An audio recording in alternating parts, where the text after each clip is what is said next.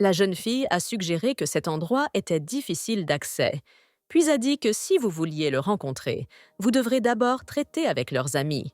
Un homme étrange au visage couvert a ordonné d'arrêter de dire des bêtises et de l'amener, car les amis de la jeune fille en auraient fini dans 3 minutes. Steffi a éclaté de rire lorsqu'elle a entendu environ 3 minutes. Elle a dit qu'il en soit ainsi. Elle a chronométré 3 minutes. La jeune fille était sûre que Bonnie leur donnerait sa vie bien plus tôt. Le gars voulait l'attraper, mais elle lui a dit de ne pas la toucher. En ajoutant si, il veut vivre au moins 1 seconde de plus. Le gars a souri, disant à quel point c'était mignon, mais il a pensé à quel point cette fille était susceptible.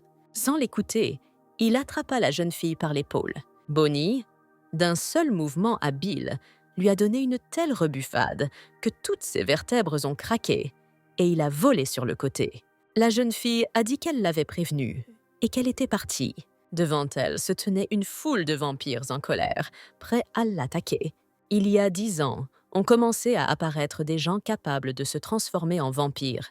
Ils cachaient leur nature et tuaient à gauche et à droite, semant la peur. La jeune fille voulait renverser cet enfer et ramener le monde à son état antérieur. Elle voulait faire cela pour le bien de celui qu'elle aime. Elle pensait qu'elle pouvait non seulement donner sa vie pour cela, mais qu'elle était prête à en donner 10. En pensant à tout cela, elle se précipita immédiatement au combat. Bonnie vivait à la périphérie d'une petite ville. Les murs des maisons étaient couverts de banderoles exigeant que le gouvernement mette fin au massacre des vampires. 3 hommes se sont approchés de l'église et ont demandé aux enfants où se trouvait le prêtre. Les enfants ont répondu en demandant si ces hommes étaient des bandits et ont demandé de les laisser tranquilles, mais l'un d'eux a commencé à se montrer impoli et a invité ses partenaires à regarder le gamin qui jappait, insultant ainsi la petite fille. L'homme a voulu l'attraper par les cheveux, mais elle a crié fort pour qu'il ne la touche pas. Le bandit a dit qu'ils étaient venus chercher des signatures, à cause de tous. Le calendrier de construction de ces hommes avait été perturbé, et ils ont menacé que ces enfants, orphelins, ne s'en sortiraient pas comme ça, et ont exigé d'appeler le curé. Une fille est sortie en courant de derrière la clôture, avec un sac sur la tête et une bassine d'eau dans les mains.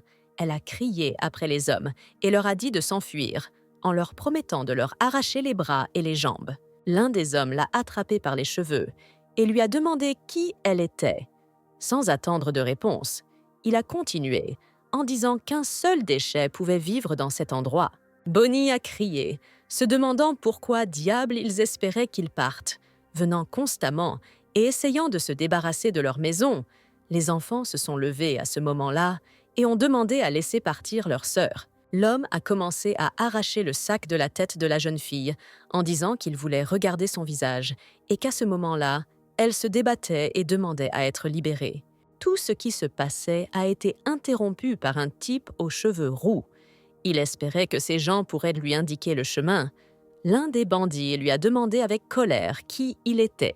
Sans répondre à sa question, le type lui a demandé calmement où il pouvait trouver un commissariat de police à proximité. L'homme a répondu grossièrement qu'ils étaient occupés et lui a dit de chercher tout seul tout ce dont il avait besoin. Le gars, confus, a accepté. Jack s'est retourné et a marché dans la direction opposée, et les bandits n'ont pas compris ce qui n'allait pas chez lui, le considérant comme un attardé. Après quoi, ils ont de nouveau demandé à la jeune fille de leur amener le prêtre. En entendant les mauvais traitements infligés par les bandits, le gars s'est arrêté. Il s'adressa aux hommes en leur disant que leur langage était plutôt grossier. Jimmy s'est approché du chef des bandits et lui a demandé s'il pouvait recommander à ses hommes un restaurant proposant de bons haricots et du riz, leur faisant allusion à la prison. Ils ont commencé à lui demander qui il était et à le menacer de mort. L'un des bandits murmura quelque chose avec crainte au second. Tous 3 s'enfuirent précipitamment, disant qu'ils reviendraient dans 1 semaine et exigeant que les enfants amènent le prêtre à ce moment-là. La jeune fille s'est tournée vers les enfants, s'est excusée d'être sortie si tard et leur a demandé s'ils avaient peur. Ils ont répondu que oui. Elle leur a demandé de ne pas dire au père Michael qu'elle s'était exprimée de manière grossière, mais ils ont ri et ont dit que pour cela, elle devrait faire la lessive pendant toute la semaine.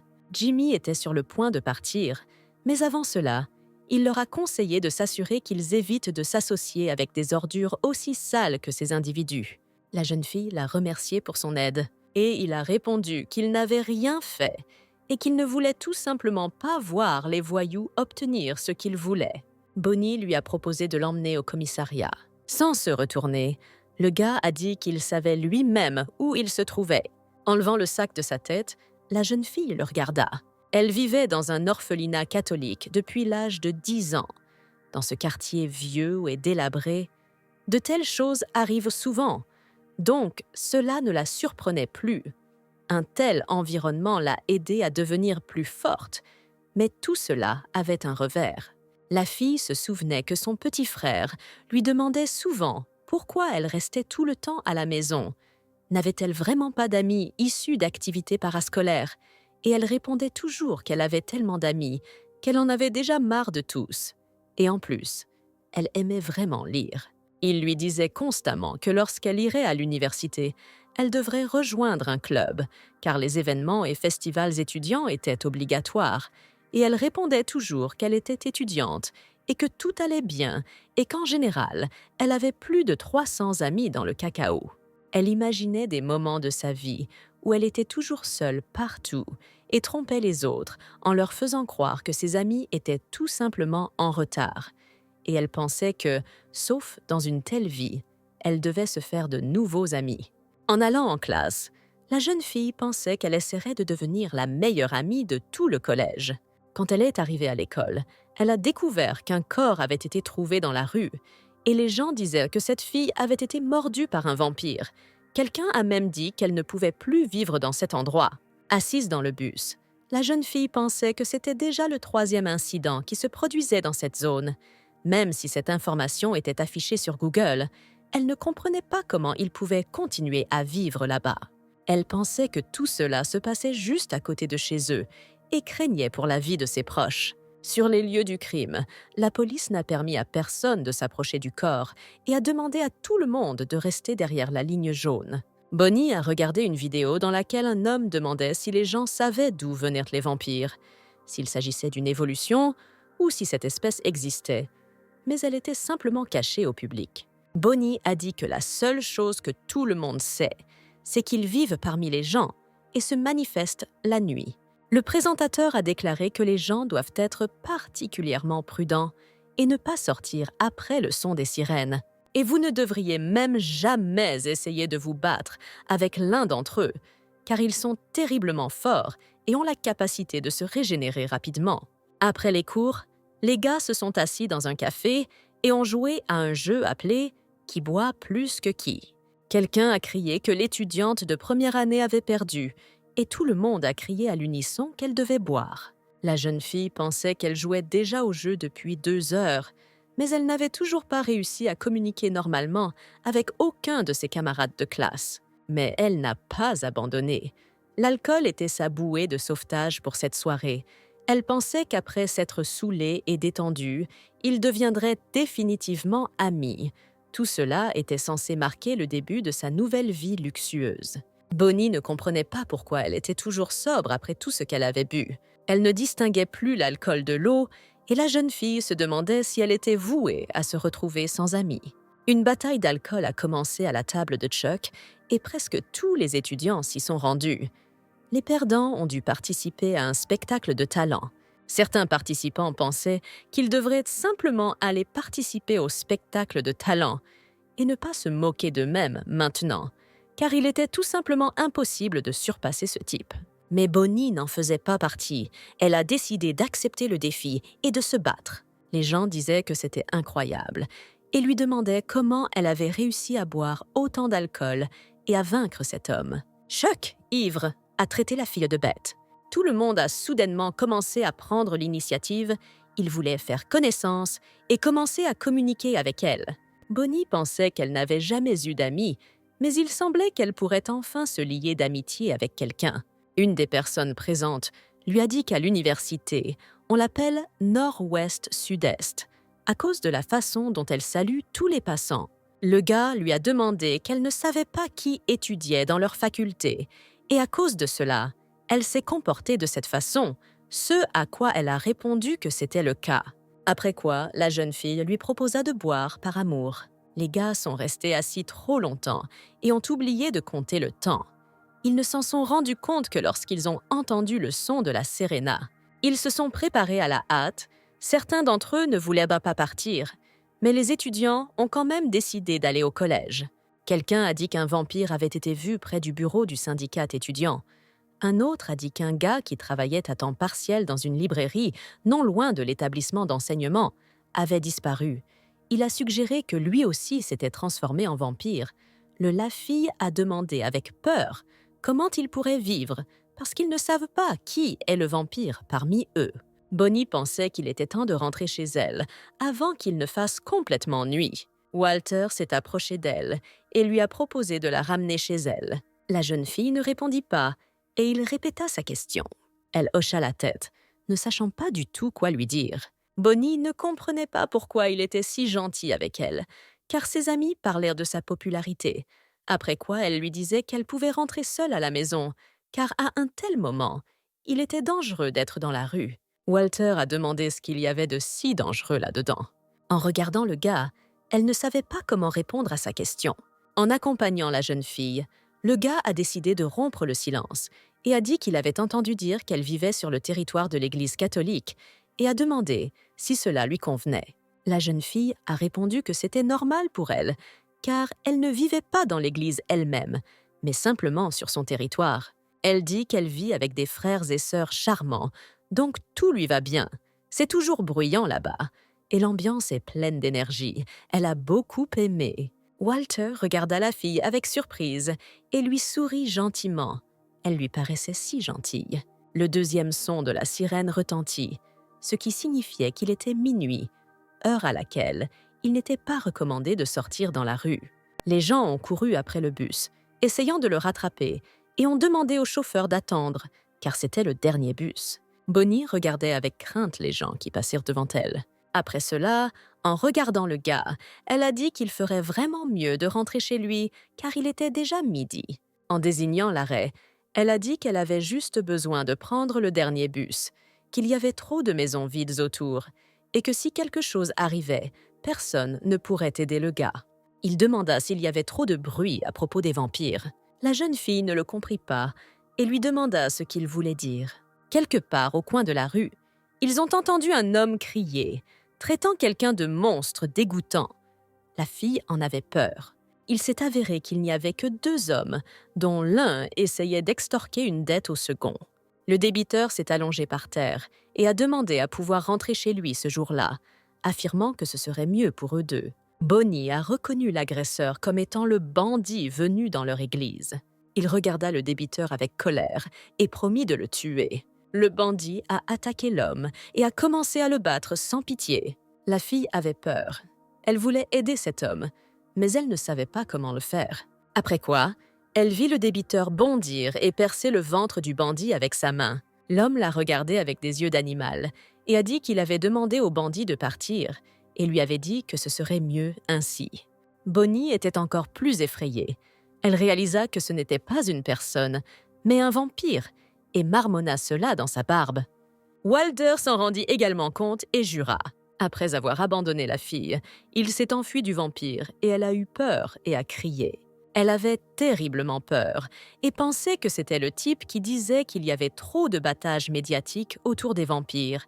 Et c'est pourquoi elle ne comprenait pas comment il pouvait la laisser seule avec un vampire. Le vampire ne comprit pas pourquoi il était si excité, et la fille qui se tenait à côté lui demanda de ne pas s'approcher. Elle cherchait quelque chose dans son sac à dos, essayant de se calmer mentalement. La jeune fille eut peur. Réalisant qu'elle ne trouvait pas la bonne chose dans son sac, même si elle était sûre d'avoir pris ce que son père lui avait donné, le vampire se dirigeant vers elle, lui demanda ce qu'elle cherchait là-bas. Il suggéra que ce pourrait être une croix ou de l'ail, après quoi il sourit et dit que de telles choses étaient inutiles contre eux. Bonnie réalisa qu'elle n'avait toujours pas ce dont elle avait besoin avec elle. Elle a commencé à regarder autour d'elle, essayant de comprendre s'il y avait des gens à proximité et si elle pouvait compter sur de l'aide. Réalisant cela, Damon a ri et a dit qu'on dirait qu'elle est toute seule dans cet endroit. Elle se tenait debout, tremblante de peur, contre le mur et lui demandait de ne pas faire ça. Après avoir relâché ses crocs, il dit que la fille ne devrait pas avoir peur des vampires, car avant, ils étaient tous des humains, tout comme elle. Après s'être levé et rire, le vampire prit une décision. Il était déjà prêt à mordre la fille, mais au dernier moment, il décida de lui montrer le pouvoir de bénédiction que possèdent les vampires. Après quoi, il dit à la jeune fille qu'il voulait lui donner la même bénédiction. La jeune fille a crié, lui demandant de ne pas s'approcher d'elle. Et Damon lui a dit que boire du sang est bien plus agréable que de la drogue et qu'on peut en tirer un véritable buzz. La jeune fille ne savait pas quoi faire, mais elle comprit qu'elle devait lui échapper d'une manière ou d'une autre. Attrapant la fille par les cheveux, le vampire lui demanda pourquoi elle ne voulait pas devenir l'une d'entre elles et être au-dessus des gens. Il a dit qu'il la transformerait en vampire. Il a promis d'en faire un vampire. Soudain, quelque chose s'est produit. Le vampire a lâché la fille et lui a saisi la tête avec l'horreur dans les yeux. Il a été attaqué par une belle fille blonde. Une bagarre éclata entre eux. La belle a gagné. Après quoi, la jeune fille, effrayée, se serra le visage, pleura et se murmura qu'elle n'aurait pas dû faire cela. Elle s'était déjà dit d'arrêter de faire ça plus d'une fois. Cette belle fille s'est née vampire. De retour chez elle, elle ne se rappela plus où elle avait mis sa coiffe et se mit à la chercher. Elle continua frénétiquement sa recherche, ne se rappelant plus où elle l'avait laissé. La jeune fille était très heureuse de le trouver dans le panier avec le linge sale. Après l'avoir mis sur sa tête, la jeune fille pensa qu'elle était probablement la personne la plus négligée de toute la région. Bonnie savait qu'elle se retournait lorsqu'elle devint extrêmement agitée. Mais heureusement, elle a pu se calmer grâce à cette couronne d'épines. La jeune fille s'est dit de ne pas l'oublier la prochaine fois, car elle ne pourrait pas aller à l'université ni faire autre chose si elle se faisait prendre. Ce n'était pas du tout facile pour elle de vivre parmi les gens, en essayant de cacher son vrai visage. Elle resta allongée là et réfléchit à la façon dont cela lui était arrivé à nouveau. Et elle voulait juste vivre comme une personne ordinaire. Elle ne voulait rien avoir à faire avec les vampires. Après un cours à l'université, un professeur s'est approché de la jeune fille et lui a demandé s'il avait bien compris qu'elle se présentait sous le nom de Bonnie. La jeune fille a répondu que c'était son nom. L'homme a répondu qu'il avait remarqué à quel point elle continuait à étudier dur, même après la fin du cours. Et il voulait juste s'assurer qu'elle était assez forte pour le prochain couple. La jeune fille l'a remercié pour son inquiétude et lui a répondu qu'elle allait bien. C'était la première année de sa carrière de professeur. C'est un professeur sincère qui connaît chacun de ses élèves par le nom et donne ses cours même le week-end. C'était un étudiant légendaire qui a occupé 3 emplois pour payer ses études, a eu une enfance difficile avec une mère célibataire. Mais maintenant, il vit bien et il deviendra probablement papa le mois prochain. La jeune fille pensait que cette personne était digne de respect et qu'elle devrait travailler aussi dur que le professeur pour réaliser quelque chose dans sa vie. Pendant la récréation, les gars ont demandé à la fille si elle avait vraiment récemment rencontré un vampire. Des amis voulaient en savoir si elle avait été blessée, et certains ont même pris la peine de savoir si elle était morte. Ce à quoi la jeune fille a répondu avec un sourire que, comme ils l'ont vu, elle était toujours en vie. Le gars a traité Walter de connard parce qu'il avait laissé la fille seule avec le vampire, et elle a dit qu'il n'y avait pas lieu de s'inquiéter, car elle a également réussi à s'échapper. L'un des étudiants a déclaré avoir entendu dire que sur 10 000 personnes, une était un vampire. L'ami de Bonia a déclaré sous le choc que c'était un jeu, car dans ce cas, ils étaient au moins 2 dans leur collège. Que devraient-ils faire si l'un d'eux étudie même dans leur filière? Mais le gars lui a suggéré de ne pas trop réfléchir à ce sujet. La jeune fille a commencé à s'inquiéter de toutes ces discussions sur les vampires, mais a essayé de se calmer par le fait que le rapport de police ne contenait aucun indice et qu'elle avait juste besoin d'être silencieuse et plus basse que l'herbe à l'université. Elle a entendu une conversation entre 2 gars qui discutaient d'un incident au cours duquel un vampire avait massacré une famille entière.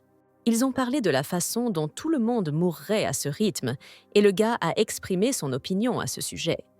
Il a rêvé que tous les vampires mourraient.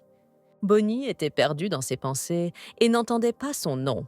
Elle se souvenait de la façon dont il lui avait dit qu'elle ne pourrait pas être amie avec les gens. Enfant, les livres d'images étaient ses seuls amis, car elle était toujours seule.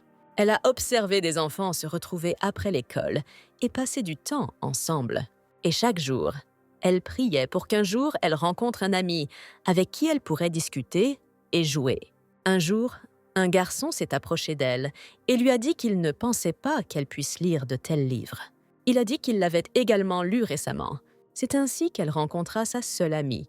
Ils se balançaient sur une balançoire et discutaient de divers sujets. D'autres enfants ont parlé du fait qu'elle n'était pas allée à l'école.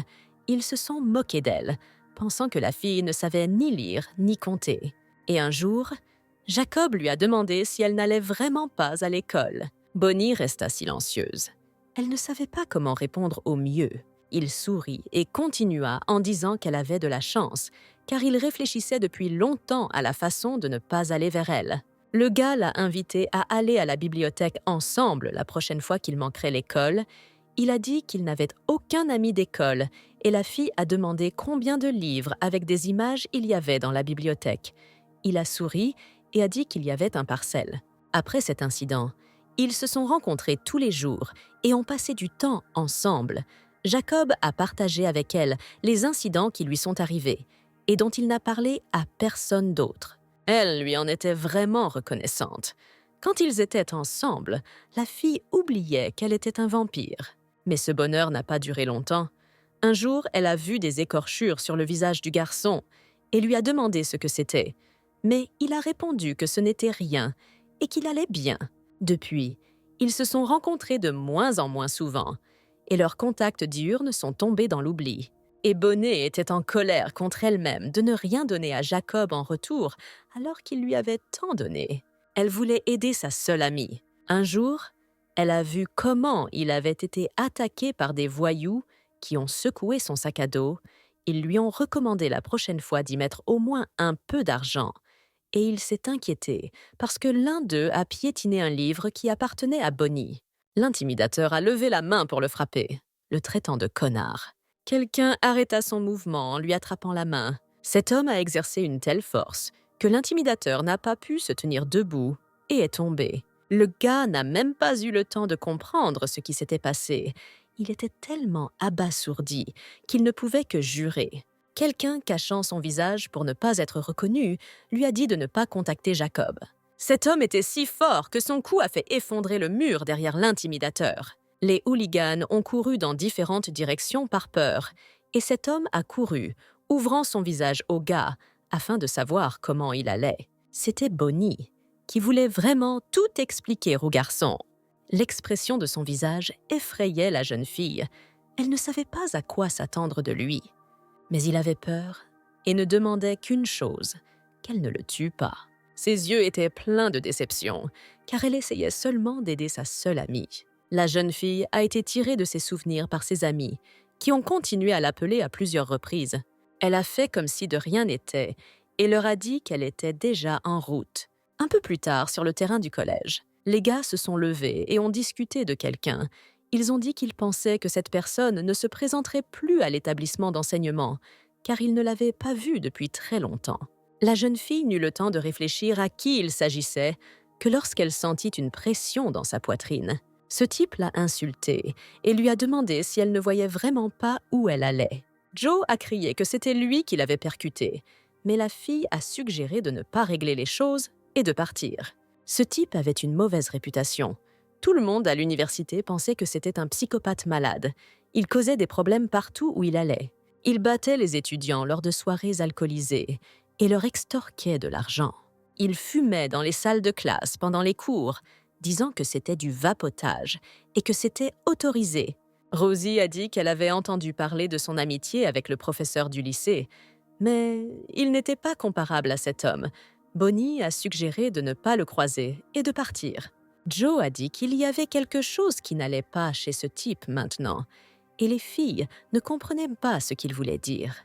Le gars a demandé si ses interlocuteurs pensaient que le voyou avait l'air maladif. Raphaël se souvint qu'il marchait dans la rue et qu'il était tourmenté par une soif terrible. Il prit le bidon d'eau des mains de l'homme et le vida. Cependant, il avait toujours soif. Les étudiants juniors l'ont salué et il lui semblait qu'il parlait de lui, disant que s'il était un étudiant entrant en 11e année d'admission, cela signifiait qu'il avait déjà 28 ans. Il croyait qu'il se moquait de lui, pensant qu'il était stupide. Et il voulait juste lui demander si tout allait bien pour lui, parce qu'il avait l'air perdu. Il voulait savoir s'il avait besoin d'aide. Après quoi, ils ont dit que le dernier bus de banlieue arriverait bientôt et qu'il devait y aller. Ils furent effrayés par son apparence et décidèrent de le fuir rapidement. Ils pensaient que tout le monde autour de lui savait qu'il ne trouverait pas de travail. On se moquait de lui, car à son âge, il ne pouvait pas terminer ses études. Il lui semblait que tout le monde le regardait avec mépris. Raphaël regarda son reflet dans la vitre de la voiture et pensa qu'il n'en avait pas besoin, car il avait reçu un cadeau époustouflant. Le bruit des sirènes s'est fait entendre et tous les gens ont couru vers l'arrêt, craignant de rater le dernier bus. Un professeur marchait dans la rue, il parlait au téléphone avec sa mère, lui expliquant pourquoi il devait encore rester tard au travail. En voyant Raphaël, il interrompit la conversation et se tourna vers le gars et lui dit qu'il ne s'était pas vu depuis longtemps. Le gars le regarda et pensa que ce cochon avait réussi à devenir riche, mais son visage restait laid. En montant dans la voiture, le professeur Krauss a dit qu'il se demandait ce que faisait son ami maintenant. Jusqu'à ce qu'il découvre qu'il retournait étudier, il s'est excusé auprès du gars, disant qu'il était pressé, et lui a proposé de discuter la prochaine fois. Il a dit qu'il avait déjà été avec des étudiants, dirigeant des cours, et qu'ils se sont tous révélés si travailleurs qu'ils devraient donc se préparer encore plus dur pour leurs cours. Raphaël regarda M. Krauss et pensa qu'ils étaient entrés la même année. Comment cet homme stupide avait-il réussi à trouver un emploi? Il supposait que le professeur avait donné un pot de vin à quelqu'un et avait donc obtenu un bon poste. Le gars était furieux de tout, même du fait que le professeur avait une belle voiture. Il pensait que le professeur faisait l'imbécile pendant que lui, le pauvre garçon, courait partout pour des entretiens. Le gars croyait que peu importe à quel point il travaillait dur, le succès ne venait qu'à certains, en contournant les autres. Le professeur lui a demandé si tout allait bien, car il l'a appelé, mais il n'a pas répondu. Monsieur Krauss a demandé si Raph le laisserait passer puisqu'il se tenait juste devant sa voiture. Mais le gars a pris ses mots comme il le voulait. Il a cru que l'homme se moquait aussi de lui et lui faisait des reproches. Il lui semblait que tout le monde autour de lui se moquait de lui et l'humiliait. Il pensait que tout le monde pensait que sa vie était de la merde. S'étant énervé, il s'est mis en colère et a attaqué la voiture du professeur. D'un geste de la main, il la souleva dans les airs et la projeta, la retournant ainsi sur le toit.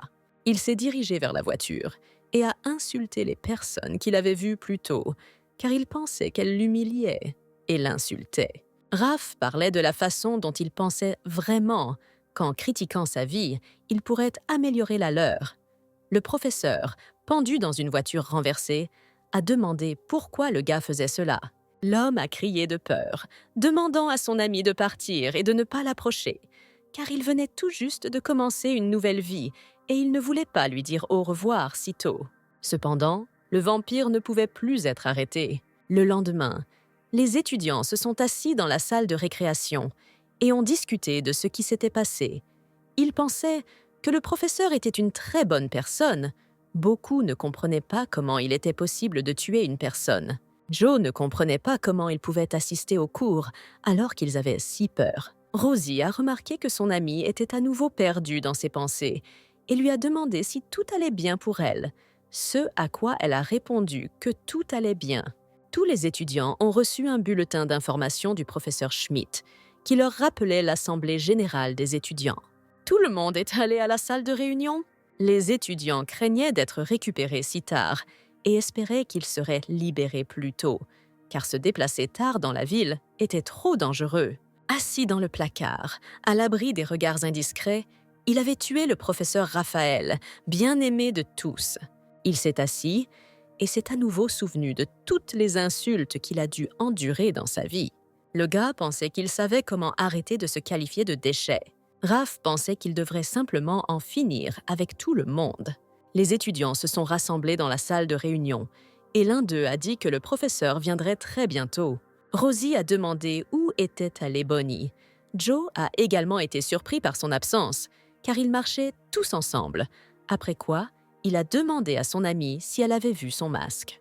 Un vampire nouvellement créé s'approchait de l'un des spectateurs. Il était déterminé. Et je voulais montrer à tout le monde ce qui se passerait si vous contactiez quelqu'un comme lui. Cependant, en entrant dans l'auditorium, il constata qu'il était complètement vide. Il était perplexe et ne comprenait pas où tout le monde était allé, car ils étaient censés se réunir dans cette même salle.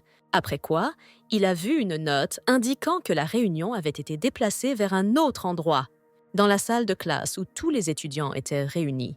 Le professeur a demandé à l'un des étudiants pourquoi ils avaient changé de classe, ce à quoi il a demandé à l'homme si c'était lui qui envoyait des messages à tout le monde.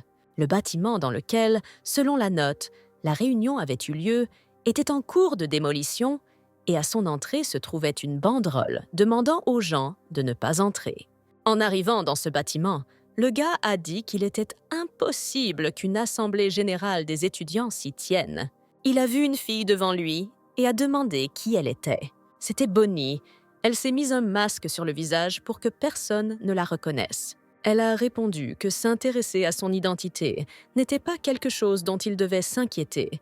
Puis, elle lui a demandé pourquoi il avait tué le professeur. Le gars a demandé avec surprise qui, puis avec un sourire, il a demandé « Donc, ce cochon était votre professeur ?» Raph a dit que ce connard était arrogant, qu'il était un fonctionnaire, alors qu'il n'était payé qu'à l'heure. Un homme devait absolument vivre selon ses moyens. Bonnie a demandé, et c'est tout. Elle voulait savoir si c'était la seule raison pour laquelle le gars avait tué un homme. Il regarda la fille et ne comprit pas exactement ce qui ne lui convenait pas dans sa réponse. Et il a calmement accepté, disant que cela lui suffisait. La jeune fille a été choquée, réalisant qu'il avait déchiré l'homme uniquement à cause d'un sentiment d'infériorité. Ce professeur n'a rien fait du tout, alors pourquoi a-t-il dû devenir une telle victime? La jeune fille a même dû fermer les yeux à cause de la montée de colère. Elle a dit que les gens comme lui sont la raison pour laquelle le monde est si effrayant. Pourquoi les gens ont peur de laisser leurs enfants sortir et pourquoi ils ne dorment pas la nuit par peur? La jeune fille lui a demandé pourquoi tous ces gens vivaient dans la peur. Elle lui a proposé de se rendre, de demander pardon à la famille de la victime et de s'occuper de l'indemnisation. Mais lui, usant de sa force, l'a attaquée. Il jeta la fille loin sur le côté. Le gars était content d'être invulnérable. Bonnie s'est approchée de lui par derrière, l'effrayant ainsi, et lui a demandé s'il pensait vraiment qu'une telle technique fonctionnerait sur elle. Le gars ne comprenait pas ce qui se passait. Il se demanda si ce coup était faible, car il savait qu'il l'avait frappé de toute sa force. Et puis il réalisa finalement que la fille qui se tenait en face de lui était aussi un vampire. Il réalisa qu'il n'était pas la seule personne spéciale dans cet endroit. Raph a demandé comment la fille allait même à l'université.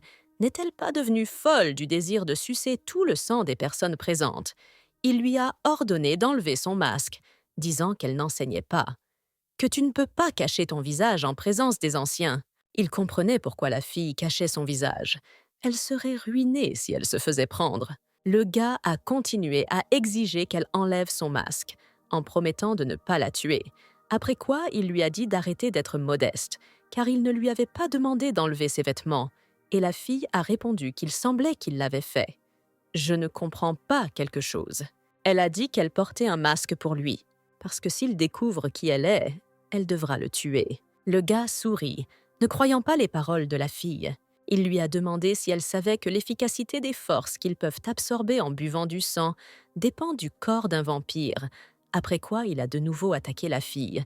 Il était sûr que la fille bluffait simplement et ne le ferait pas, capable de lui faire n'importe quoi. Il se souvenait de tout ce qu'il savait sur les proportions dans lesquelles le sang humain est absorbé dans le corps d'un vampire. Cette sensation où la chair est déchirée en morceaux et les os brisés en 1000 morceaux. Sa mémoire rappelait comment s'était produite sa conversion. Les gens autour disaient qu'ils pouvaient l'utiliser. Après quoi, ils ont tendu leurs mains ensanglantées et ont dit que je devais boire ça. Ils ont promis qu'après cela, ils renaîtraient. Ils ont discuté du fait que la durée de vie d'un vampire métis n'est que de 5 ans, mais si vous entrez dans la famille d'un lion, vous pouvez l'augmenter. Il faut généralement environ 1 mois au corps pour absorber complètement le sang, mais il a réussi à récupérer en 2 jours. Et il s'est avéré plus gelé que ne le pensaient les vampires qui l'avaient transformé. Le gars revint mentalement au présent. Il se leva et regarda la poussière qui s'était levée depuis la chute de Bonia. Il s'approcha d'elle avec un visage satisfait et se moqua de la jeune fille, pensant que la fin était venue pour elle.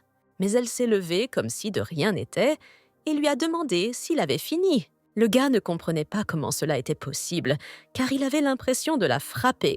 Il se demanda ce qui avait cassé, car il entendit un craquement. En regardant ses mains et en voyant des doigts ensanglantés, il réalisa que c'était elle. Raphaël tomba au sol et cria à quel point il souffrait. Penché de douleur et insultant la jeune fille, il lui a demandé qui elle était. Bonnie a fait semblant de ne pas avoir entendu la question et a posé la sienne en disant s'il avait pensé à la douleur que le professeur devait endurer. Et sa famille continuera à souffrir jusqu'à la fin de ses jours, car cet homme les a privés d'un être cher. Elle ne comprenait pas comment il avait pu tuer son ami si facilement et si cruellement.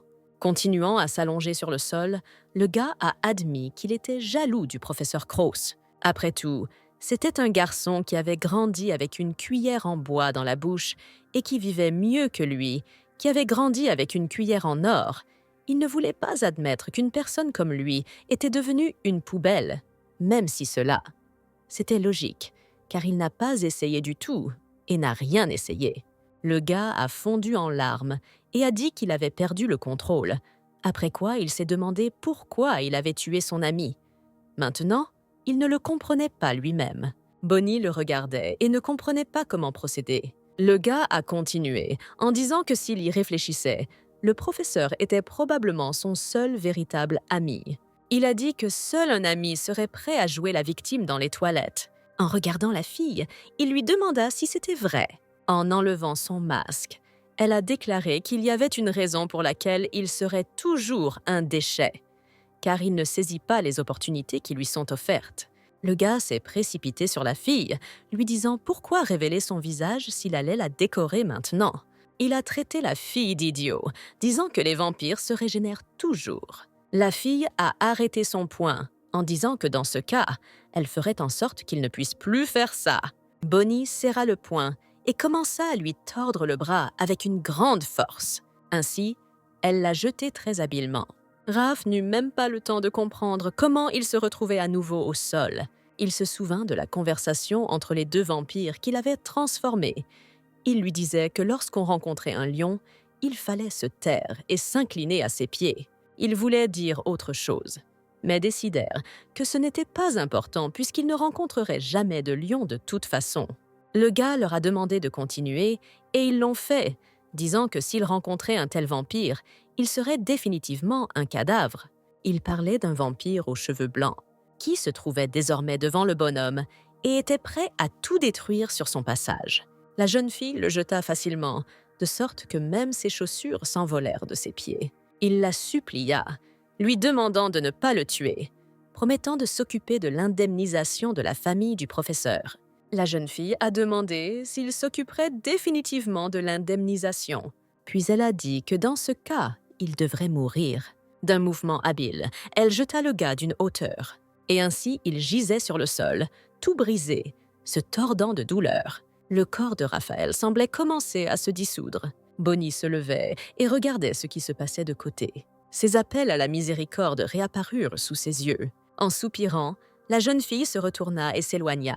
Sur les lieux du crime, l'enquêteur s'est tourné vers l'homme et lui a demandé s'il ne pouvait vraiment rien faire et s'il devrait être là pour cette foutue enquête. Il a proposé à tout le monde de tout finir rapidement pour enfin repartir de là. Il a demandé s'il y avait des indices et le subordonné a répondu qu'il y en avait quelques-uns. Il n'y avait pas une seule caméra vidéo à proximité. Il n'y avait pas de DVR dans les voitures. Il n'y avait que quelques témoins qui avaient un alibi. Des caméras installées dans l'un des bâtiments les ont capturés alors qu'ils se dirigeaient vers l'intérieur lors de l'incident. Et le bâtiment est situé à 20 minutes des lieux, Cela pourrait donc être considéré comme leur alibi. L'homme a insulté l'employé et lui a dit qu'il devrait faire plus d'efforts pour ne pas avoir à faire face à de telles absurdités, et l'homme lui a présenté ses excuses. Le gars pensait que le patron obligeait toujours ses subordonnés à faire tout le sale boulot, puis récoltait seul les fruits de la gloire. Il n'aimait vraiment pas travailler avec cet homme. Le patron a demandé s'il y avait du sang sur les lieux, mais le gars a répondu qu'il n'avait rien trouvé, aucune trace. Le chef a crié de peur lorsqu'il a vu un homme aux cheveux roux sur les lieux de l'incident. Il lui a demandé qui il était et ce qu'il faisait là.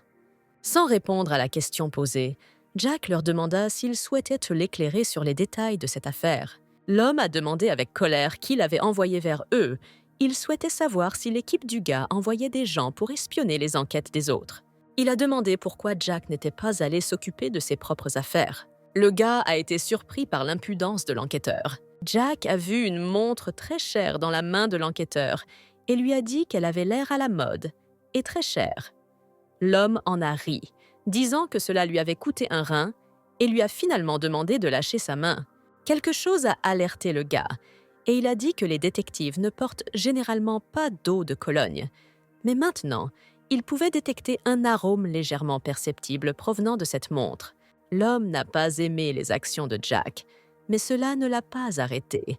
Il a commencé à regarder de près la montre et à demander si les magasins n'ajustaient pas les bracelets de leurs produits avant de les vendre. Ce n'est pas une marque bon marché. Et apparemment, ils affichent une mauvaise heure. En fonction de la différence d'heure, cela ressemble à du russe. Après quoi, le gars a dit qu'aujourd'hui, un célèbre trafiquant de drogue du marché noir a été libéré de prison et est retourné dans son pays, laissant entendre qu'un policier était impliqué dans sa libération. Souriant malicieusement, le jeune homme continua d'examiner la montre. Il ne pensait même pas qu'il y avait encore des gens dans le monde moderne qui acceptaient les montres comme cadeaux. L'homme regarda Jack avec confusion, ne sachant pas comment lui expliquer afin de lui ôter tout soupçon. Son subordonné avait l'air très méfiant. Il commençait aussi à soupçonner son patron. Le gars a souri et a dit que ce n'était qu'une théorie et qu'un homme ne devrait donc pas réagir aussi violemment. Et si vous considérez également qu'ils sont des collègues, alors vous devriez penser à commencer à parler un peu plus poliment, car les subordonnés sont aussi des personnes. Le stagiaire pensait que le chef du groupe, Jack, était très cool. Personne d'autre à la station n'avait le courage de parler ainsi à son patron arrogant. C'était l'inspecteur en chef, Jack Kammerer. Il a obtenu son diplôme très tôt et possède une mémoire phénoménale, grâce à laquelle il n'oublie jamais les choses qu'il a vues une fois. A un record d'arrestation de vampires qui a dépassé 80% depuis la mise en place des contre-mesures contre les vampires. Et même s'il a remporté très jeune un prix national pour ses réalisations en matière de techniques d'arrestation innovantes, la liste de ses réalisations est interminable. C'est pourquoi les gens l'appelaient « le fantôme qui chasse les vampires ».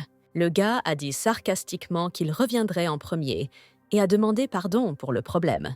Les subordonnés de l'enquêteur l'ont fortement pressé en disant que tout cela nécessitait une enquête, et il a essayé de se balancer en disant qu'il avait simplement ramassé ce qui avait été jeté par ce type.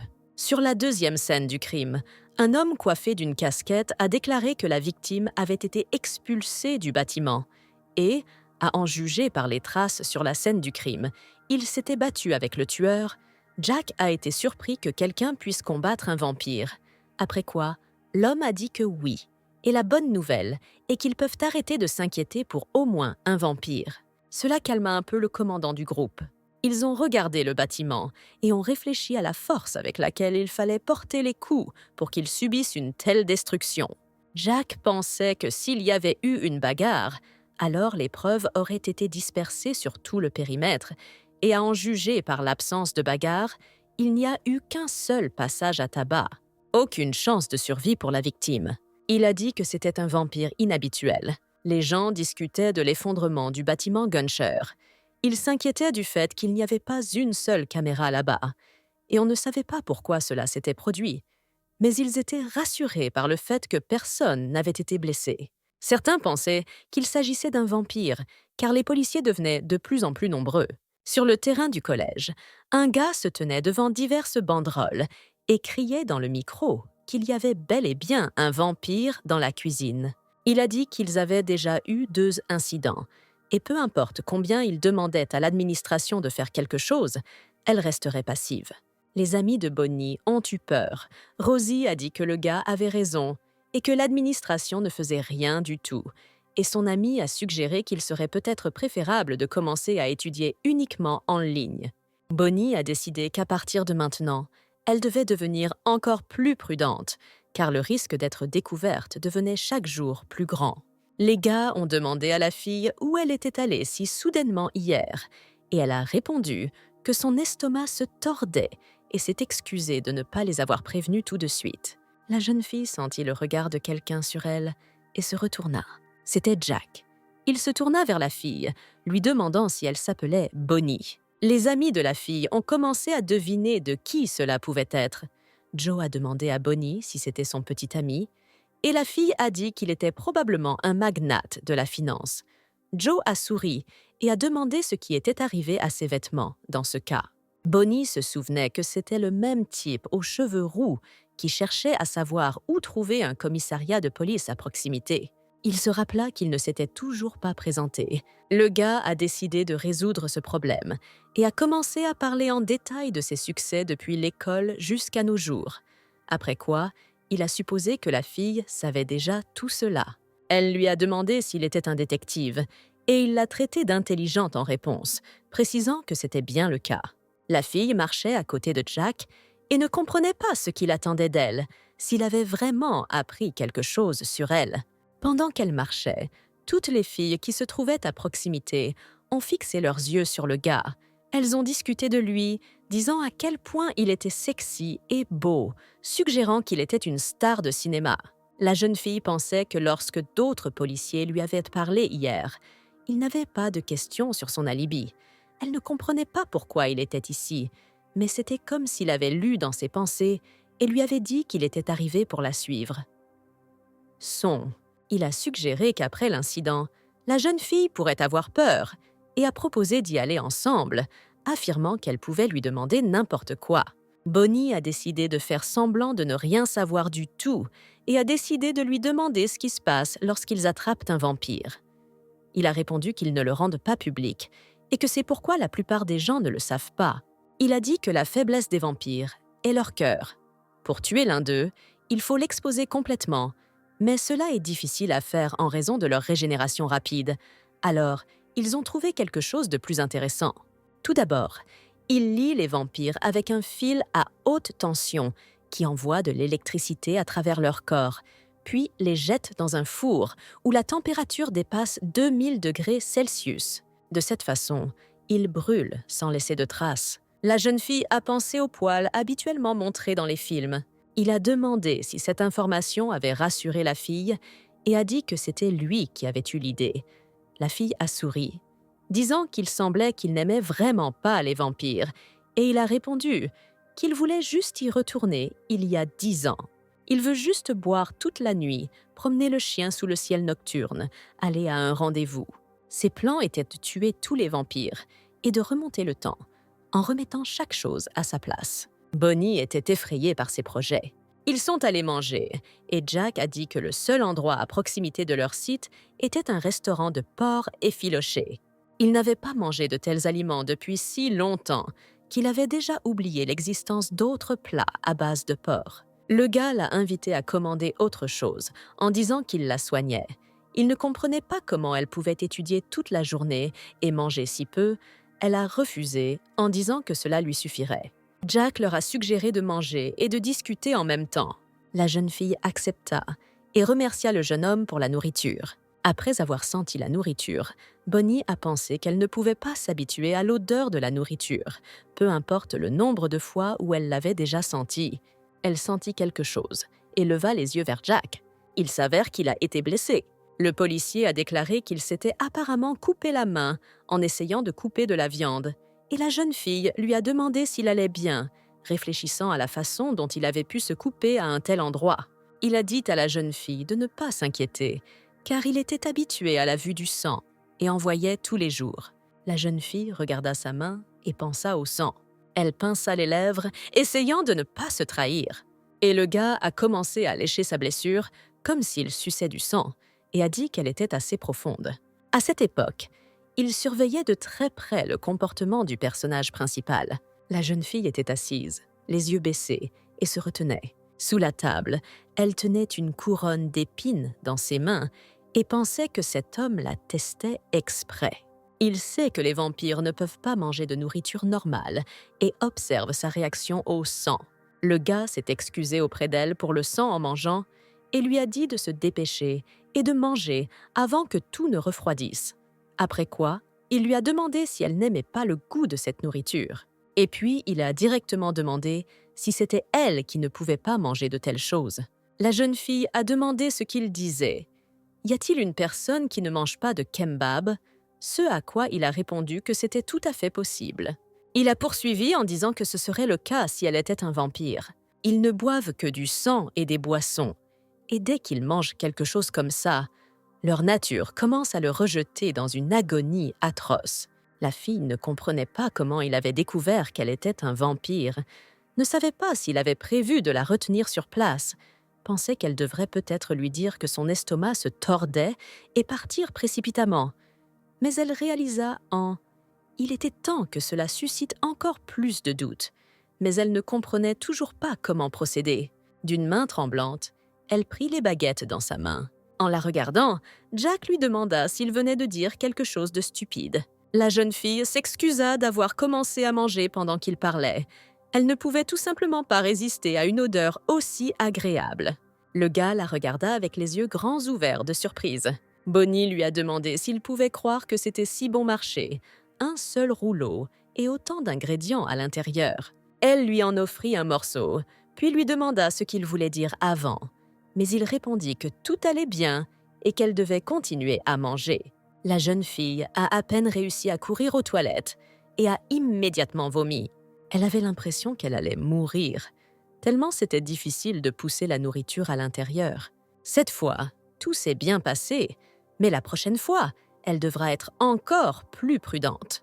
La jeune fille commença à prier, promettant qu'elle se tiendrait tranquille, qu'elle ne manquerait aucune messe et qu'elle nettoierait toujours la cathédrale. Un peu plus tard, elle croisa à nouveau Jack dans le couloir. Il était ravi de leur nouvelle rencontre. Il a souri et a dit qu'il ne faisait que marcher. Mais apparemment, c'était le destin. La jeune fille pensa à quel point le destin était effrayant, mais dit seulement à haute voix que c'était une coïncidence ordinaire. Voyant quelque chose dans la main de la jeune fille, il lui demanda s'il s'agissait des mêmes beignets de riz que ceux servis à la cafétéria. En souriant, elle a répondu que oui, elle voulait juste les partager avec ses jeunes frères et sœurs. Après quoi, elle a demandé peut-être qu'il en voulait un. Se trouvant dans une situation délicate, il a dit non. Comment pourrait-il le faire? La jeune fille poussa un soupir de soulagement, disant quel bonheur. En se retournant, elle lui expliqua que ses enfants adoraient le pain, puis lui demanda s'il comprenait. Le gars restait immobile et s'occupait d'elle. Et Bonnie en est ressortie heureuse et a finalement dit au revoir. Dans la cour du collège, un scalpel a éclaté dans la main d'un gars avec un microphone. Il a crié que maintenant ils agissaient. Et tous les autres devaient prouver qu'ils n'étaient pas des vampires, car ils ont la capacité de guérir rapidement. Lui et ses partisans se sont coupés les mains et ont montré aux autres que leurs blessures ne guérissaient pas instantanément. Ceux qui les entouraient ne croyaient pas que l'ensemble du conseil étudiant se soit coupé les mains d'un coup. Le gars a dit que les vampires ne seraient pas capables d'utiliser leur pouvoir sous le soleil, et donc après avoir réussi à les attraper, ils remettraient facilement ces créatures à la police. Ils savaient qu'ils allaient un peu trop loin, mais si les gens ne le faisaient pas, alors ils deviendraient encore plus suspects. Ils ont continué à scander leur slogan, exhortant les autres à se couper le corps et à démontrer qu'ils étaient humains. L'opinion de la foule était partagée. Certains pensaient qu'ils étaient fous, et certains étaient prêts à le faire. Bonnie se tenait dans la foule. Elle pensait que ses funérailles semblaient avoir lieu aujourd'hui. Elle pensait qu'aujourd'hui, elle devait en sauter quelques-unes et partir.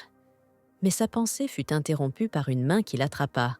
La jeune fille pensait qu'elle ne pourrait pas faire cela s'il l'entourait, mais c'était Jack. Il attrapa la fille par la main et la traîna sur le côté. Il a dit qu'il devait sortir de toute urgence de là. La jeune fille ne comprenait pas pourquoi il la sauvait. Mais les adeptes de ce chauve sont apparus sur leur chemin et leur ont demandé de passer le test. Ils ont promis que la blessure ne serait pas profonde, car il leur suffirait qu'une goutte de sang sorte, et après cela, ils fourniraient tout pour soigner la blessure. La jeune fille masquée les regarda sévèrement, leur demandant pourquoi ils allaient repartir et pourquoi ils ne voulaient pas simplement passer leur examen. Bonnie a déclaré qu'il était faux de soupçonner tout le monde autour d'eux, et qu'en outre, ils n'avaient pas le droit de forcer qui que ce soit à le faire. La jeune fille s'est mise en colère et a dit que Bonnie devrait être au courant de ce qui se passait dans leur établissement éducatif. Elle ne comprenait pas comment un étudiant pouvait trouver des excuses compte tenu de la situation actuelle. Elle a attrapé le personnage principal par la main et lui a dit de le faire. Bonnie savait qu'elle ne pouvait pas faire ça, car il comprendrait tout dès qu'il l'aurait coupé. Par peur, elle ferma les yeux et serra les dents. Mais j'ai vu le regard surpris de la jeune fille masquée et j'ai ressenti la gêne de la situation. Elle avait un bandage sanglant sur la main. Jack a redressé la manche de sa veste et a dit qu'ils avaient déjà fait cela auparavant et qu'ils ne comprenaient pas ce que ces gens attendaient d'autres d'eux. Bonnie pensait que c'était un pansement que le policier avait utilisé pour se couper plus tôt. Elle le regarda avec gratitude. Soudain, la présidente du conseil étudiant a déclaré qu'elle aurait pu appliquer le pansement déjà sanglant, mais la jeune fille masquée a insisté sur le fait qu'ils avaient dit qu'ils l'avaient déjà fait. Mais le gars a dit qu'il devait s'en assurer, parce qu'il ne l'avait pas vu de ses propres yeux. La jeune fille a compris qu'elle serait désormais découverte, et elle n'avait pas le choix. Et maintenant, quelqu'un lui tend la main. Mais Jack a arrêté le gars en lui disant que ce n'est pas un hôpital où l'on peut forcer une personne à se couper plusieurs fois, et que brandir un couteau comme celui-là est un crime. Le président du conseil étudiant était indigné et a demandé à être licencié, et le gars a dit qu'il comprenait ce que ressentaient les étudiants, mais que c'était trop, et il a dû les laisser passer. Ricardo ne comprenait pas comment il pouvait croire ce type sur parole. Il devait attraper les vampires aujourd'hui, parce que l'ensemble du conseil étudiant risquait d'être expulsé de l'université. Jack a montré sa carte d'identité de la police et a dit qu'il pouvait tout parier. Les gars ne s'attendaient pas à une telle tournure des événements, et le policier a déclaré que cet étudiant allait les aider dans l'enquête. La jeune fille lui était incroyablement reconnaissante, mais ne comprenait toujours pas pourquoi il la sortait de cette situation. Le soir, la jeune fille était complètement en sécurité à la maison. Elle était allongée là, profitant du sommeil de son petit frère et de sa petite sœur. Son temps d'insouciance a été interrompu par un message SMS, celui d'un détective qui a écrit que si une fille a des ennuis, alors elle devrait l'appeler. Elle a pensé à ce qui s'est passé aujourd'hui. C'était vraiment effrayant.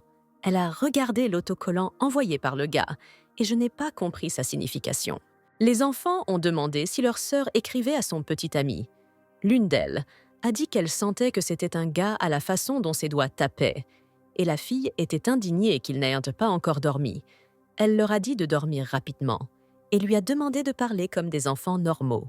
Elle pensait que ce type n'était pas comme tout le monde et elle se demandait pourquoi il avait tout laissé aller au frein. La jeune fille n'en était pas entièrement sûre. Cependant, il lui semblait que c'était une bonne personne. À ce moment-là, il se tenait sur le toit d'un immeuble de grande hauteur et regardait l'écran de son téléphone. Il a dit qui aurait pensé qu'il la rencontrerait comme ça. Le policier savait que Bonnet était un vampire de race pure. Près de l'église, on cria qu'il fallait amener un prêtre. Un homme a suggéré que le second parte, mais il a insisté de son côté, disant que c'était le dernier point où il fallait tout régler et que le prêtre se cachait quelque part. L'homme était sûr qu'aujourd'hui, il déciderait de tout. Quelqu'un interrompit son monologue en lui demandant s'il le cherchait. L'homme chauve demanda avec effroi à l'homme qui s'approchait d'eux où il se cachait pendant tout ce temps. En face d'eux se tenait un grand homme aux cheveux noirs, une cigarette à la bouche et une batte à la main. Les bandits étaient confus. Ils ne s'attendaient pas à voir un tel prêtre. L'homme chauve a commencé à convaincre le père Michael de signer les documents en disant qu'ils l'attendaient déjà depuis trop longtemps et qu'ils n'allaient pas le choyer, simplement parce qu'il était prêtre, dit le père Michaïl, puis il balança sa batte. Il a heurté le sol avec une telle force qu'il s'est brisé en deux et les bandits en ont été très effrayés. En éteignant le mégot de cigarette sur sa propre langue, il suggéra que cet endroit n'était pas le meilleur pour discuter et qu'il devrait peut-être aller dans un endroit plus calme. Les deux bandits se précipitèrent pour le fuir. L'un d'eux a dit que s'il n'avait pas été aussi occupé, il aurait certainement arraché les mains de ce prêtre. Et le second, souriant, a dit qu'il n'avait rien de prévu, mais le chauve a assuré qu'ils avaient encore des projets. Klaus ne comprenait pas ce qui n'allait pas avec ce prêtre, et Bruce lui demanda s'il avait dit à son partenaire qui était cet homme dans le passé. Baldi a dit que tout est clair pour lui, il suffit de le regarder. Et son partenaire a déclaré que selon les rumeurs de la ville, il y avait une traînée de cadavres derrière lui. À la maison, la fille s'est levée et a prié. Et le garçon a dit à la petite fille que leur sœur faisait ça depuis 1 heure. La petite fille s'est sentie désolée pour sa sœur. Finalement, le père Michaël rentra chez lui et la jeune fille lui cria joyeusement à son retour. Le prêtre a demandé pourquoi il le saluait si étrangement. Et les enfants ont dit que leur sœur s'était comportée bizarrement toute la journée. Et la jeune fille a répondu qu'elle était simplement heureuse de voir son père, car il partait pour quelques jours. La jeune fille lui a demandé comment s'était déroulée la formation. Il a répondu qu'il ne s'était rien passé de spécial, a-t-elle poursuivi en disant qu'elle avait entendu dire qu'il était volontaire. Mais l'homme a répété encore une fois qu'il ne s'était rien passé de spécial. Il était prêtre de l'Église catholique, même s'il n'en avait pas l'air. Il était comme un parent pour la fille. Ce n'est que grâce à lui qu'elle a pu étudier à l'université comme une personne ordinaire. Il se met également très en colère contre elle s'il découvre qu'elle était dehors sous sa vraie forme. Le père Michaël marcha plus loin, surpris que la porte soit ouverte, et apprit qu'il l'attendait depuis une éternité. C'étaient 2 paroissiens. L'homme leur a demandé s'ils avaient besoin de quelque chose, et ils ont dit qu'ils étaient juste venus le remercier d'avoir réparé la plomberie de leur maison, et qu'ils voulaient aussi lui souhaiter un joyeux anniversaire. Ils savaient qu'il aimait son alcool, et ils lui préparèrent un délicieux vin d'abricot. L'homme prit le pot que les dames leur apportaient. Il a dit qu'ils ne devraient pas s'inquiéter, et qu'il était prêt à tout pour eux.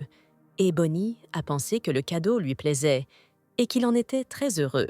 La jeune fille a remarqué qu'il n'était pas en colère, et a supposé qu'il ne savait pas ce qui s'était passé. Mais il s'est tourné vers elle, et lui a dit qu'ils avaient besoin de parler. La fille pensait que maintenant, elle était définitivement un cadavre. Ils grimpèrent sur le toit du bâtiment, à l'abri des regards et des oreilles indiscrets. Le père Michaël se tenait au bord, regardant au loin, et la jeune fille se levait et attendait ce qui allait se passer ensuite. Sortant une cigarette, l'homme s'apprêtait à fumer. Il continua longtemps à regarder au loin, rassemblant ses pensées et ne sachant par où commencer. Il a directement demandé à la fille si c'était elle qui était impliquée dans l'incident du vampire non loin d'eux. Bonnie avala sa salive de peur. Après avoir allumé une cigarette, il lui a demandé si elle pensait à ce qui se serait passé si elle avait été attrapée, et ce qui serait arrivé à ses enfants et aux gens de leur quartier. La jeune fille a essayé de l'expliquer, affirmant qu'elle n'avait vraiment pas le choix ce jour-là. Il a dit qu'elle savait parfaitement comment les gens considérèrent ces créatures.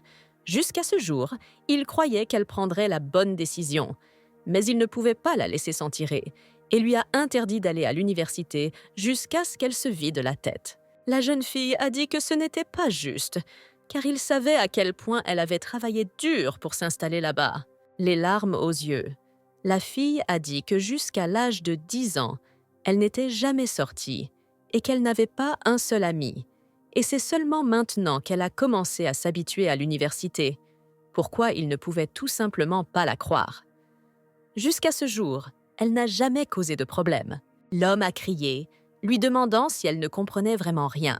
Il a dit que peu importe combien de temps elle entraîne la bête, aux yeux des gens, elle ne sera qu'un simple monstre.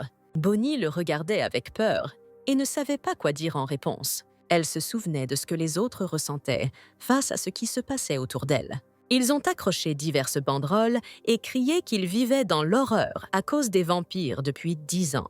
Ils ont demandé au gouvernement d'agir, car les incidents liés aux vampires ont semé l'horreur dans la vie de leurs enfants. Les gens pensaient que ce n'était qu'une question de temps avant que les vampires n'aspirent le monde entier et disaient qu'ils devaient être éradiqués avant qu'il ne soit trop tard. Bonnie ne se souvenait de rien avant de venir au refuge à l'automne, il y a 10 ans. Elle a réalisé une chose en apprenant à se connaître. Les gens étaient un vaste champ avec des fleurs d'une beauté éblouissante. Et elle n'appartenait pas à cet endroit. Peut-être que son père a raison, et peu importe ses efforts. Pour ces gens, c'est un monstre qui les chasse. Elle n'avait aucun ami avec qui partager ses souvenirs. Elle ne pourra pas exprimer ses sentiments si elle tombe amoureuse. La fille voulait juste être une personne ordinaire. Et elle était prête à risquer sa propre vie. Il y avait 3 personnes debout près de l'entrée du club, et l'une d'elles, se tournant vers l'autre, a dit qu'il serait un excellent remplaçant pour le gamin qui avait récemment chaviré. Il a dit qu'en principe, il n'aurait pas à apprendre n'importe quoi, sauf une chose. Les lions devront obéir complètement, à accepter le gars, mais à demander d'expliquer ce que signifie exactement un lion. L'homme a expliqué que les 6 dirigeants qui contrôlent totalement les vampires de ce pays sont appelés des lions. Ils sont complètement différents des vampires que le gars avait vus auparavant. Ils ont un pouvoir stupéfiant qui leur permet de contrôler d'innombrables monstres tels que les vampires. Un seul lion peut détruire une ville entière grâce à sa force. Le gars l'a admiré et a demandé s'il pouvait aussi devenir un lion, mais a reçu une réponse négative. Un homme s'est approché d'eux, dont les vampires ont commencé à se moquer. Ils ont demandé s'il avait déjà travaillé comme mannequin de par-dessus, et il a dit qu'il était venu voir un lion. Le vampire fut surpris et lui dit que ce n'était pas un zoo. Il a invité l'homme à sortir son cul de là, sinon il a promis de lui donner un coup de pied. L'homme repoussa le vampire et continua son chemin, et le type au chapeau rit parce qu'il ignorait complètement le vampire.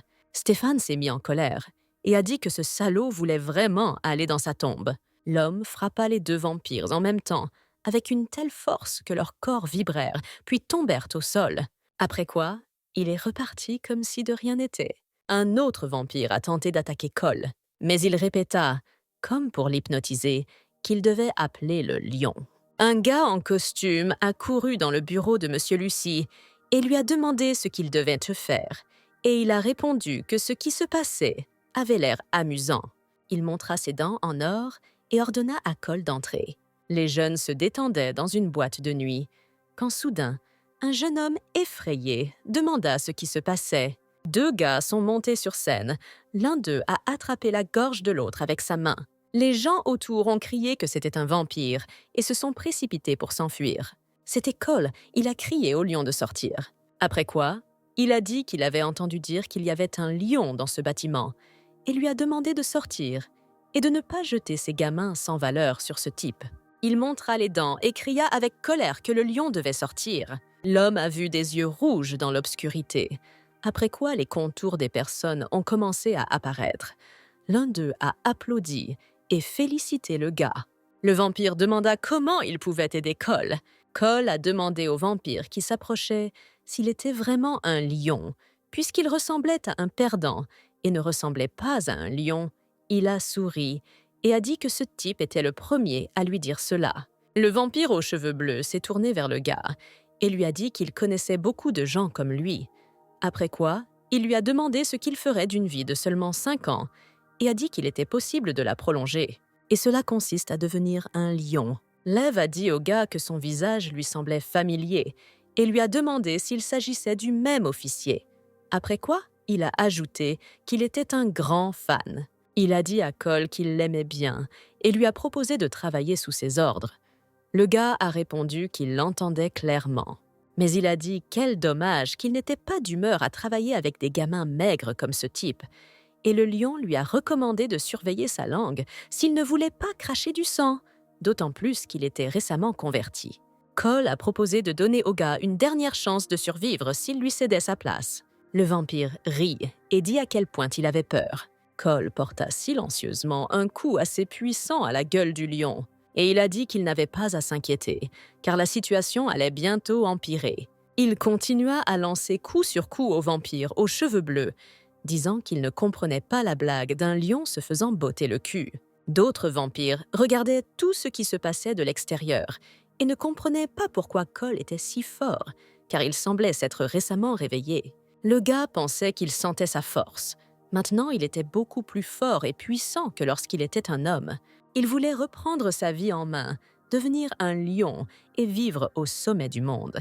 L'homme voulut frapper à nouveau le lion et lui cria de mourir. Cependant, il a simplement donné un coup de doigt sur le front du gars et a été capable de lui porter un coup très puissant, de sorte que Cole a volé sur le côté. Le coup était si fort que le gars a volé très loin sur le côté. Le lion, voyant le corps allongé, dit que c'était une honte et que l'homme ne valait pas son temps.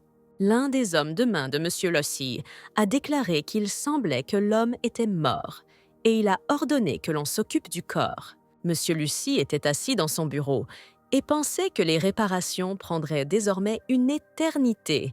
Il n'aurait pas dû commencer. D'autant plus que ce vampire s'est avéré être un mannequin, mais un subordonné est venu vers lui, en courant en criant. Il lui murmura quelque chose à l'oreille. Cette nouvelle intéressa beaucoup le vampire, et il voulut aller à la rencontre du sang pur. L'homme a crié et a demandé de l'aide. Une fois dans un parc, beaucoup de gens se sont rassemblés près d'un collecteur d'eau pluviale. Ils ont tous essayé de l'ouvrir, mais rien n'a fonctionné, et un homme a demandé si l'un des présents avait quelque chose de coupant. Quelqu'un a suggéré d'appeler les sauveteurs, car s'ils continuent à attendre, le petit chaton pourrait mourir. Demanda quelqu'un en pointant du doigt l'endroit où l'argent affluait. Tout le monde tourna le regard dans l'autre direction, mais n'y vit rien. L'homme s'est retourné avant tout le monde et n'a pas compris comment cela s'était passé. L'égout pluvial était ouvert et le chaton se tenait déjà à côté. Il a demandé à Bonia si elle l'avait ouvert, ce à quoi elle a répondu que c'était juste arrivé et qu'elle l'avait ouvert elle-même. Après cela, le journal local a parlé de la jeune fille. À cause de cette situation, le père Michael est devenu très en colère et a grondé la fille, car il lui a répété à plusieurs reprises qu'elle devait rester inaperçue, mais elle a résisté, affirmant que si elle n'avait pas sauvé le chaton, il se serait certainement noyé. L'homme n'avait plus d'arguments à donner à la jeune fille. Le prêtre pensa aux métis et dit à la jeune fille qu'au cours des 10 dernières années, ils avaient augmenté leur force et que personne ne savait jusqu'où cela était allé. Ils ont leur propre gang et se cachent derrière des positions influentes, dans l'armée, la police et même parmi les autorités. Ils attendent patiemment avant d'agir pour obtenir ce qu'ils veulent, mais tôt ou tard, ils écraseront le pays tout entier. Et ce qu'ils veulent le plus, c'est un vampire de sang pur. Ils ont du pouvoir, de l'argent, du pouvoir, mais leur espérance de vie n'est pas suffisante. Leur durée de vie ne peut être augmentée que par le sang de Bonnie, un vampire de race pure. La jeune fille a demandé au père Michael comment il savait tout cela, mais il a répondu que ce n'était plus important maintenant. Elle vit sur sa table de nombreux journaux dont les articles étaient en quelque sorte liés aux vampires. La fille en a ramassé une et a demandé à son père ce que cela signifiait pour lui, mais il a répondu que la fille n'y pensait pas dans une situation aussi difficile et qu'il était temps pour elle d'arrêter de se comporter comme une enfant. Elle a regardé leurs photos communes et a dit qu'il avait raison et qu'elle était un monstre. Mais a-t-il déjà pensé à ce qui se passait dans sa tête? Mais il était perdu dans ses pensées et ne semblait pas entendre du tout la jeune fille. Elle lui a demandé, parce qu'il ne s'inquiétait pas pour elle, mais parce qu'elle était un vampire. L'homme était irrité par ses paroles et s'est dirigé vers elle, mais la jeune fille a réussi à sortir de la pièce en courant. En s'enfuyant, la jeune fille a laissé tomber l'enveloppe, sur lequel était écrit « Joyeux anniversaire de Bonnie ». Il soupira lourdement et s'assit sur la table, pensif. La jeune fille, effrayée, est sortie en courant du bâtiment. Elle pensait que son père courait après elle. Bonnie pensait qu'il avait toujours été comme ça. Elle se souvenait qu'une fois qu'il aidait un homme âgé, lorsqu'on lui a demandé comment le remercier, il a répondu qu'il devait l'inviter à une pendaison de crémaillère. Il était toujours honnête avec les gens, mais en réalité, il n'avait jamais pensé à elle de la même manière. À cause de telles pensées, les larmes coulaient sur les joues de la jeune fille. Elle était très bouleversée, car le père Michael était pour elle comme un père. Pendant le service dans l'église, 2 paroissiens ont parlé. L'un d'eux a dit que le prêtre était une personne très grossière, car en 10 ans, elle n'avait jamais vu un sourire sur son visage. Et le second a déclaré que les gens disaient que son corps était couvert avec des cicatrices et peut avoir un passé dangereux. L'homme leur a demandé de ne pas prendre part à la conversation et ils lui ont présenté leurs excuses. Il s'est tourné vers eux, leur a demandé s'ils comprenaient que c'était assez impoli. Après quoi, il a répondu que si cela se reproduisait, il serait obligé de les expulser. Son discours fut interrompu par l'apparition de M. Lucie. Lorsqu'il le vit, il réalisa que ce vampire était complètement différent des créatures assises dehors. Les paroissiens dans la file d'attente ont commencé à s'indigner. Ils ne comprenaient pas ce qui retardait la file d'attente. Le gars a dit qu'il cherchait quelqu'un et espérait que le prêtre l'aiderait à rencontrer cette personne. Tout cela était dangereux, car il y avait des paroissiens autour. Il devait d'une manière ou d'une autre les chasser de l'église. Les yeux des gens étaient tournés vers le devant de la file. Ils s'intéressaient à qui il s'agissait et à ce que faisait le père. Le père Michael a fait semblant de ne pas comprendre qui il cherchait et a dit qu'ils accomplissaient le rite de communion. Et M. Lucie a dit qu'il partirait dès qu'il trouverait cette personne. Le prêtre le regarda sévèrement et dit que cette personne n'était pas dans l'église. Le gars a dit qu'il avait un regard plutôt fâché pour un ecclésiastique et a demandé comment il savait qui il recherchait. Quelqu'un dans la file d'attente a demandé si le gars serait plus rapide. Le vampire a essayé de se retenir et a dit ce qu'il avait dit une seule fois, à savoir qu'il ne fallait pas le toucher. L'homme qui faisait la queue n'a pas écouté, est venu et lui a fait tomber le parapluie des mains. Il s'en est pris au type, l'insultant et lui demandant s'il ne voyait pas qu'il y avait des gens derrière lui. Le vampire s'est mis en colère, ses yeux semblaient devenir fous et il était prêt à tuer cet homme. Le père Michael interrompit tout ce qui se passait en criant de contentement. Il regarda M. Lucie avec inquiétude, après quoi, il s'est tourné vers les paroissiens, s'est excusé et a dit qu'aujourd'hui, il devrait interrompre la messe, et il leur a demandé de rentrer chez eux. En partant, les gens se demandaient ce qui s'était passé et si tout irait bien pour le prêtre. Le type a jeté la carte de visite de leur club aux pieds du révérend et lui a demandé pourquoi, une fois qu'il aurait fini, il ne devrait pas venir s'amuser. Il a promis de lui accorder une réduction spéciale. En souriant, il demanda à dire bonjour à Bonnie. Le père Michael ne comprenait pas quoi faire ensuite.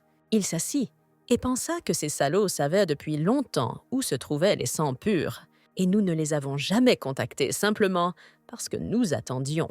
Ils attendaient d'avoir le cœur d'un sang pur adulte. L'homme regarda leur photo commune posée sur la table et se souvint de l'enveloppe de Bonnie. Il se souvient que lorsqu'il a été envoyé à l'étranger, il s'est lié d'amitié avec un petit garçon. Malgré sa vie difficile, c'était un garçon brillant et optimiste. Ils sont devenus très proches, communiquant par de courtes phrases.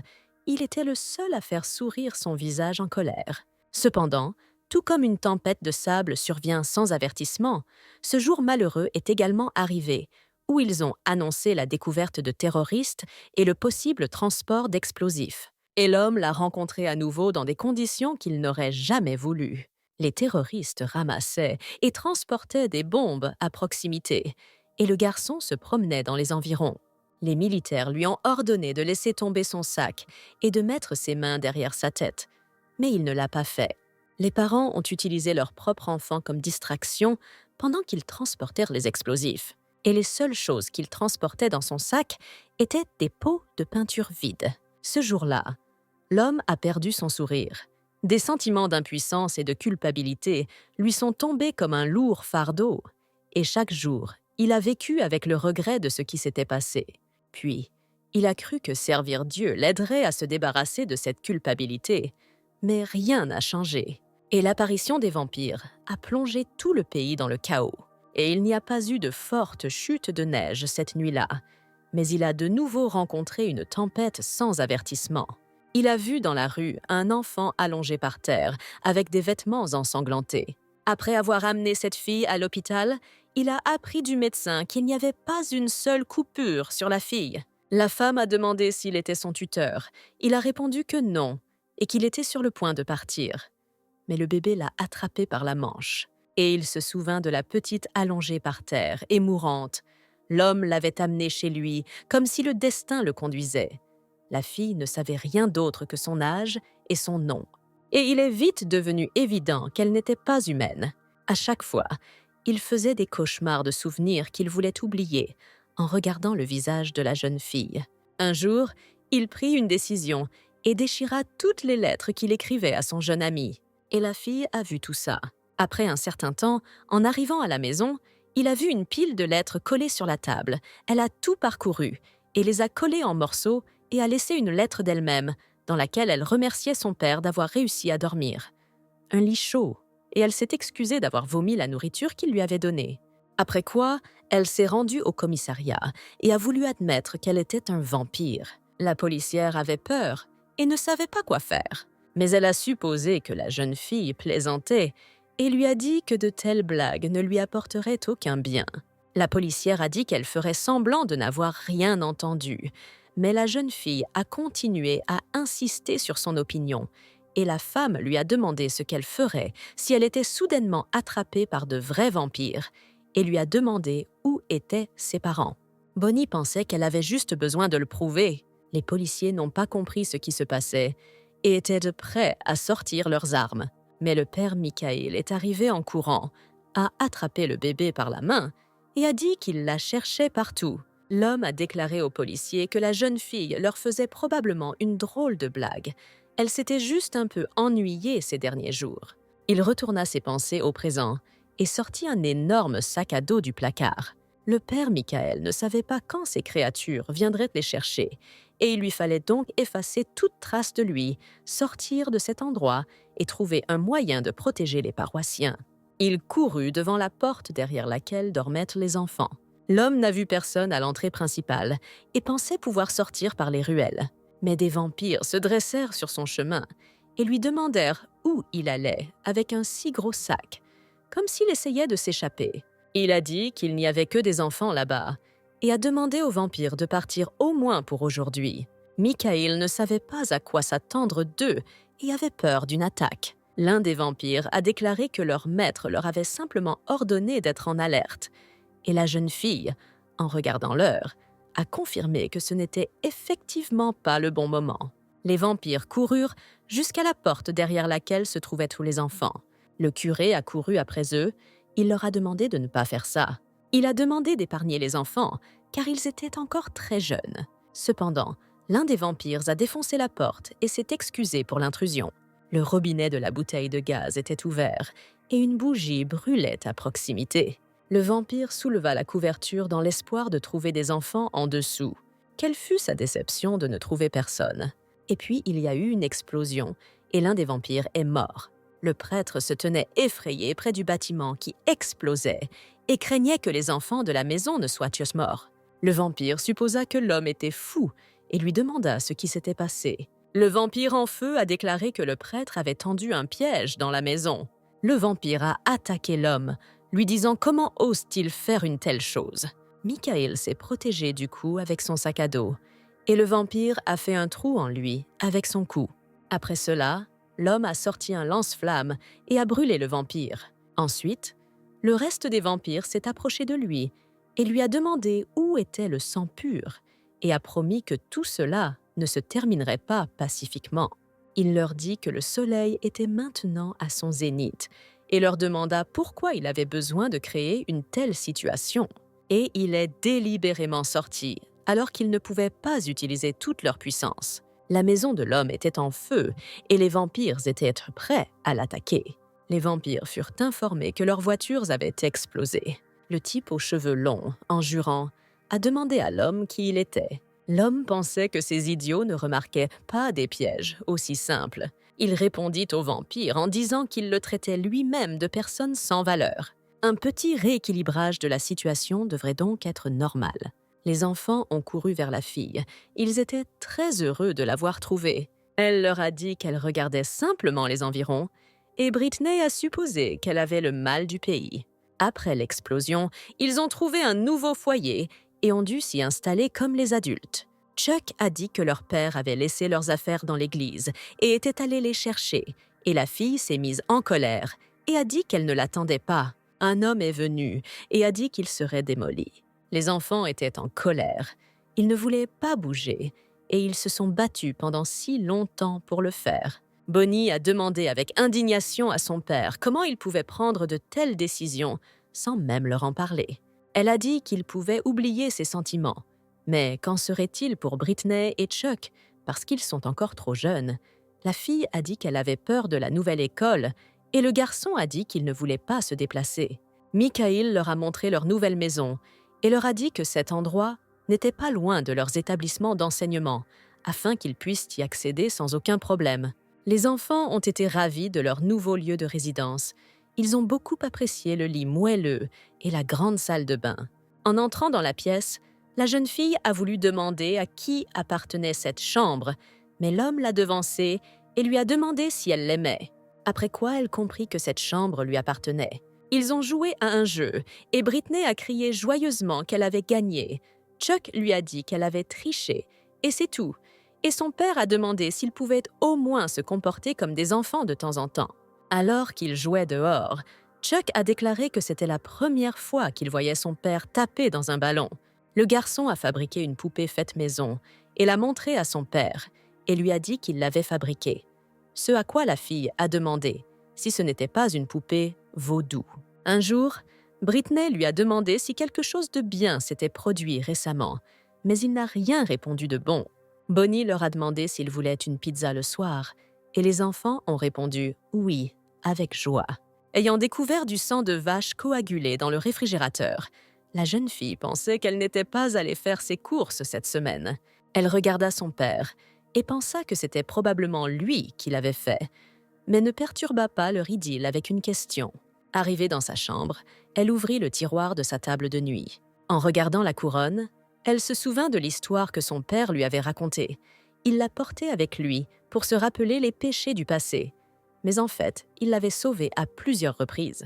En le donnant à la fille, le père lui dit que cela l'aiderait à ne pas se perdre. Elle le tenait dans ses mains et pensait à son père. Ses pensées furent interrompues par les enfants qui lui dirent qu'ils avaient mis le linge dans la machine à laver. En regardant la porte, Bonnie pensa que son père n'était pas du genre oublieux. Chuck a proposé de manger quelque chose de savoureux au retour de son père. Bonnie a suggéré des hamburgers et il était ravi. Tout le monde s'intéressait à la date de son retour. La fille était sûre qu'il reviendrait bientôt, et entre-temps, il avait affaire à des vampires. Il les a brûlés, et ils ont demandé grâce. 3 étaient déjà morts. Le père Michael pensait que le carburant restant devrait suffire à tuer les autres. Il a détruit le réservoir de carburant, et il y avait encore des vampires vivants. L'homme pensait que c'était mauvais, car c'était sa meilleure arme, et il n'avait rien d'autre. Un vampire s'est approché de lui et lui a demandé s'il ne savait pas que les gens sont faibles parce qu'ils comptent sur des armes comme celle-ci. Après quoi, il lui a demandé s'il n'était pas aussi drôle maintenant qu'avant. Il a menacé l'homme, lui disant de ne pas penser qu'ils allaient le tuer comme ça.